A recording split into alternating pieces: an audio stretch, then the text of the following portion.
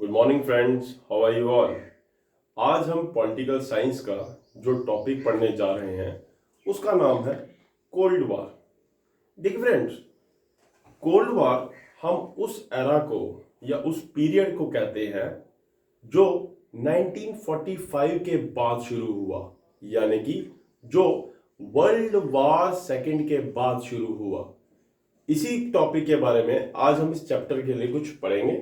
जरा बोर्ड पे ध्यान दीजिएगा, आपके सामने टॉपिक आ रहा है। देखिए पहले line, it was a war between two ideologies which take place after world war two, that is 1945, and divides world into western and eastern bloc. It was a war which was fight between two ideologies after Second World War and divides the world into Western and Eastern block. यानी कि ये एक जंग थी जो world war to के बाद शुरू हुई, और ये जो जंग थी ये दो विचारधाराओं के बीच में थी। एक विचारधारा capitalism that is supported by USA, और एक विचारधारा communism that is supported by USSR. एक विचारधारा को यानी कि कैपिटलिज्म को हिंदी में पूंजीवाद बोलते हैं, जिसे अमेरिका सपोर्ट करता है, और एक विचारधारा को कम्युनिज्म बोलते हैं, जिसे वामपंथ कहते हैं, और जिसे उस समय यूएसएसआर सपोर्ट करता था। इसके बाद नेक्स्ट पॉइंट पढ़ेंगे। देखिए जरा, one ideology that is capitalism was supported by USA and other ideology that is communism was supported by USSR. देखिए ये फिर से वही बात कह रहा है कि एक विचारधारा जो थी उसे अमेरिका सपोर्ट कर रहा था, जो कि थी कैपिटलिज्म की, और एक विचारधारा जो थी उसे यूएसएसआर सपोर्ट कर रहा था, जिसे सोवियत यूनियन भी कहा जाता है। वो यूएसएसआर कम्युनिज्म को सपोर्ट कर रहा था। देखिए फ्रेंड्स, हमें एक बात को समझने की जरूरत होती है। कोई भी टॉपिक जो होता है उसमें तीन प्रश्न बड़े जरूरी होते हैं कि कोई भी चीज कैसे हुई, क्यों हुई, और उसके होने से क्या हुआ।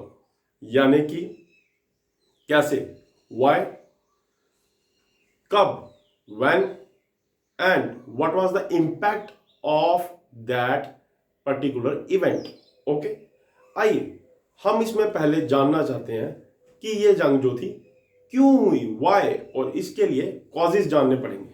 चलिए पहला कॉज देखते हैं, आइडियोलॉजिकल डिवाइड।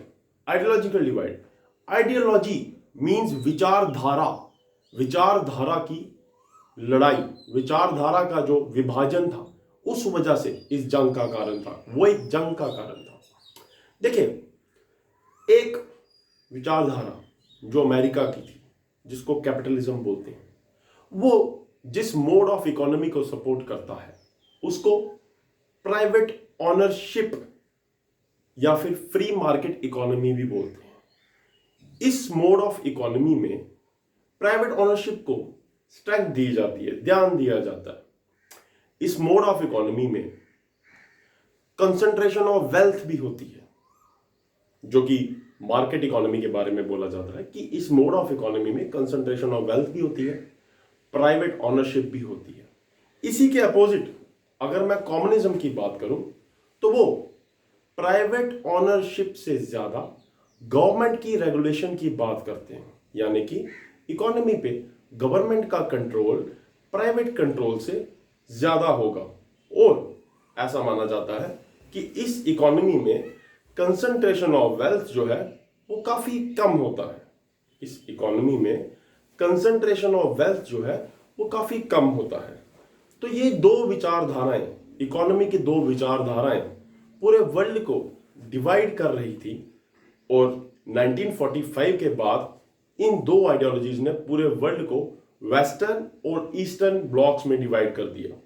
वेस्टर्न ब्लॉक जो था उसको यूएसए सपोर्ट करता था, ईस्टर्न ब्लॉक जो था उसको यूएसएसआर सपोर्ट करता था, और वेस्टर्न और ईस्टर्न यूरोप को भी इसी तरीके से डिवाइड किया गया था। वेस्टर्न यूरोप को सपोर्ट कर रहा था अमेरिका, ईस्टर्न यूरोप को सपोर्ट कर रहा था यूएसएसआर। ये पहला कारण था। दूसरा आपके सामने है, दूसरा Truman doctrine and Marshall plan. Truman doctrine, देखिए 12 मार्च 1947, जैसा कि आपके बोर्ड के सामने भी है, 12 मार्च 1947 को अमेरिका के राष्ट्रपति थे एस ट्रूमैन, उन्होंने, अमेरिका के जो राष्ट्रपति थे एस ट्रूमैन, उन्होंने एक प्लान लॉन्च किया। वो प्लान क्या था? उन्होंने यूरोपियन कंट्रीज को इकोनॉमिक और मिलिट्री एड देने की बात की, यानी कि आर्थिक और सैनिक मदद देने की बात की। किन कंट्रीज को? उन कंट्रीज को जो कम्युनिस्ट ब्लॉक से, यानी कि जो यूएसएसआर से दुखी था, तंग था, और वो उनसे या उनके कब्जे में नहीं आना चाहता था। तो ट्रूमैन ने उनको ये बोला कि आप या कोई भी ऐसी कंट्री जो यूएसएसआर से दुखी है वो हमारे साथ आ सकती है, हम उनकी सैनिक, आर्थिक, इवन की राजनीतिक मदद भी करेंगे, हम इसके लिए तैयार हैं। देखिए फ्रेंड्स, जैसे कि आप लोग जानते हैं कि अगर किसी को भी दोस्त बनाना हो तो अगर आप उसको लालच दे देंगे तो वो आपका दोस्त बड़ी आसानी से बन जाएगा। इसी तरीके से ट्रूमैन की पॉलिसी भी ये थी कि क्यों ना यूरोप में मैं इकोनॉमिक एड की बात करूं, सारी कंट्रीज को एक इकोनॉमिक एड की बात करूं, सो दैट कि वो मेरे तरफ डाइवर्ट हो जाएं। जैसा कि हम ये भी जानते हैं कि 1945 के बाद जब सेकेंड वर्ल्ड वॉर हुई थी तो यूरोप काफी हद तक डैमेज हो चुका था और उसको अपने डैमेज के लिए बहुत सारा पैसा चाहिए था। तो ट्रूमैन ने इसी चीज को ध्यान में रखते हुए इकोनॉमिक एड की बात की थी।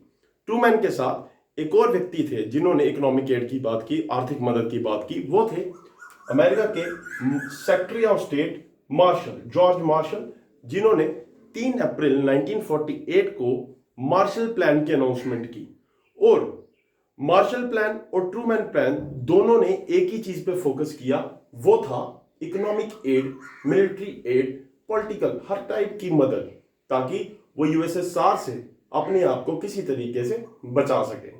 ये अमेरिका का एक बहुत बड़ा दाव माना जाता है शीतकालीन युद्ध में, यानी कि कोल्ड वॉर में, सो दैट कि वो अपना ब्लॉक स्ट्रॉन्ग कर सके, बाकी कंट्रियों को अपने साथ जोड़ सकें। और यूरोप एक बहुत बड़ा ब्लॉक बनने को, हर किसी के साथ, हर कोई उसको एक अपने साथ जोड़ना चाहता था, क्योंकि वो एक बहुत बड़ा ब्लॉक बनाने में किसी की भी मदद कर सकता था।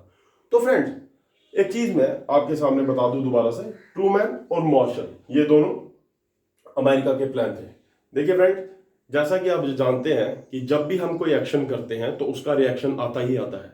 तो जैसे ही अमेरिका में Truman doctrine and Marshall plan introduce किए, उसके बाद यूएसएसआर ने भी देर नहीं लगाई और उन्होंने एक नया प्लान इंट्रोड्यूस कर दिया, that was called Molotov plan. Molotov plan, जो कि मंत्री थे उस समय यूएसएसआर के, अब उन्होंने भी यही बात कही जो अमेरिका ने कहा।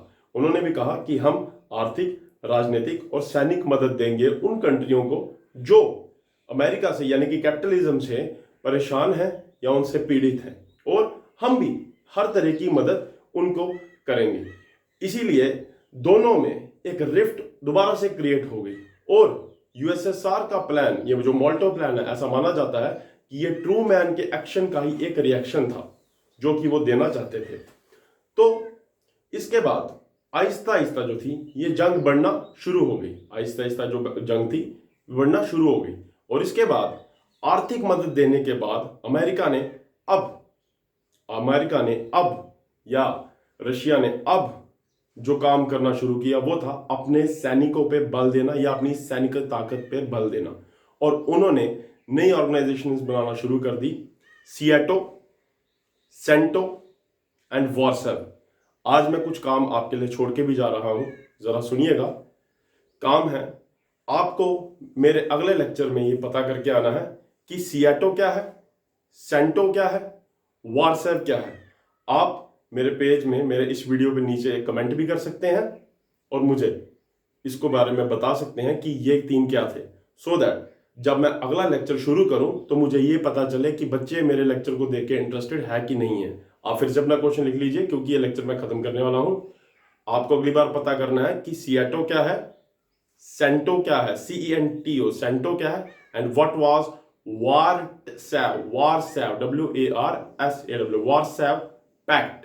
ठीक है फ्रेंड्स, इसी के साथ आज का लेक्चर हमारा खत्म हो रहा है। आई होप आपको अच्छा लगा होगा। प्लीज, अगर आपको अच्छा लगा, इसे लाइक कीजिए, इसे शेयर कीजिए और चैनल को सब्सक्राइब कीजिए।